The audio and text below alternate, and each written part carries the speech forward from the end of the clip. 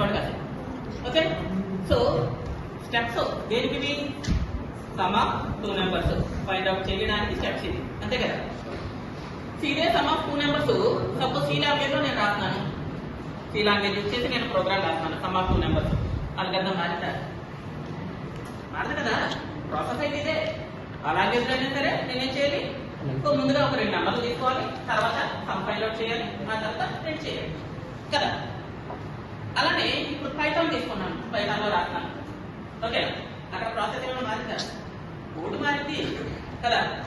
చేసే విధానం మాత్రం మారదు, ప్రాసెస్ అయితే మాత్రం మారదు. ఎక్కడైతే ఏం చేయాలి? సీలో డాటా టైప్ స్పెసిఫై చేయాలి కదా. అదే పైథాన్ లో no need to specify the data type. ఎందుకని?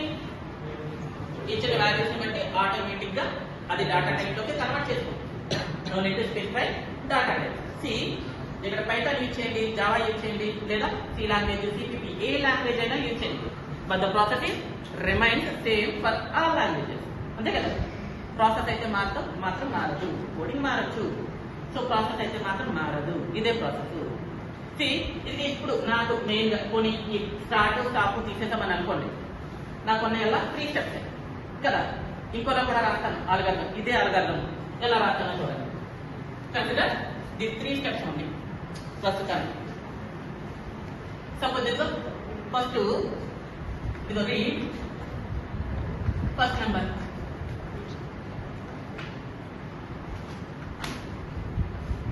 అదే అల్గోరిథం, కొంచెం different. Read second number. Next print add 2 number. ఓకేనా? లేదు అని అంటే ఇంకొంచెం కాంప్లికేట్ చేస్తాను. నా అల్గోరిథంనే ఇంకొంచెం కాంప్లికేట్ చేస్తాను అంతే. అంటే టెంపరరీ నెంబర్,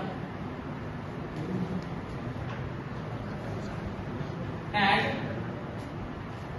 2 నెంబర్స్, లేదా 1 and second number.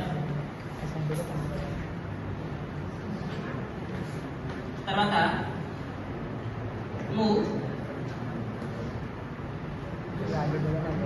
Some to 10th number.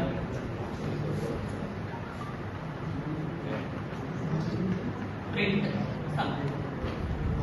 ఇంకా కావాలంటే రైట్ స్టెప్స్ కదా. ఫస్ట్ ప్రాసెస్ ఇక్కడ చూడండి, జాగ్రత్తగా చేసాం. 2 నెంబర్లు